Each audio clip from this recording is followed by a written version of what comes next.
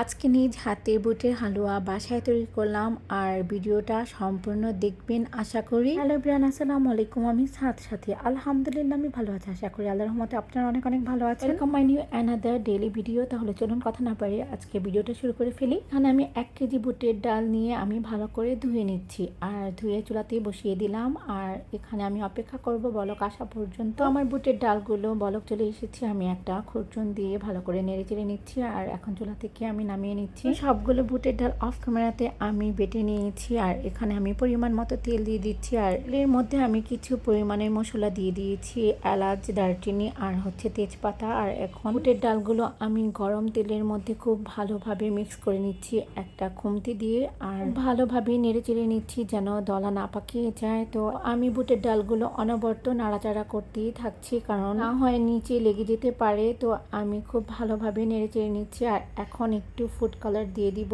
হালুয়ার কালারটা যেন একটু ভালো আসে। তো এটা আপনারা চাইলে দিতে পারেন, না চাইলে স্কিপও করতে পারেন, কোনো সমস্যা নেই। আর এখানে আমি 4 টেবিল চামচ গুঁড়ো দুধ আমি একটু হালকা পানি দিয়ে একটু লিকুইড করে নিয়েছিলাম, সেটাও দিয়ে দিলাম। এটা ফ্লেভার ভালো আসার জন্য। আর এখানে আমি এখন পরিমাণ মতো চিনি দিয়ে দিচ্ছি আর চিনিটা দেওয়ার পরে আমি খুব ভালোভাবে নেড়ে চেড়ে নিচ্ছি আর চিনিটা তো গলে যাচ্ছে, দেখতেই পাচ্ছেন। তো চিনি দেওয়ার পরে আমি এখন অনবরত নাড়াচাড়া করতেই থাকবো। তো এখানে আমি একটা ছেনে নিয়ে নিয়েছি আর এটার মধ্যে আমি তেল ব্রাশ করে নিয়েছি আর এখন আমি অনবরত নেড়ে চেড়ে এখন আমি নামিয়ে ফেলবো বুটের হালুয়াটা। আর এখানে আমি কিশমিশ আর পেস্তা বাদাম কুচি করে কেটে রেখেছিলাম আর এই তো বুটের হালুয়া রান্না হয়ে গিয়েছে। তো আমি অনবরত নাড়াচাড়া করেছিলাম, তো একটু অন্য কাজে মনোযোগ দিয়েছিলাম, তো তার জন্য নিচ দিয়ে একটু লেগে গিয়েছিল, তো কোনো ব্যাপার না। তো এখন আমি এতে ট্যাপ করে রেখেছিলাম আর এখন একটা নাইফ দিয়ে আমি সুন্দরভাবে লম্বা শেপে কেটে নিচ্ছি আর এরপরে আরেকটা কাঁচি করে কেটে নিচ্ছি আর এটা স্কয়ার শেপে আমি পুরো কেটে নিলাম।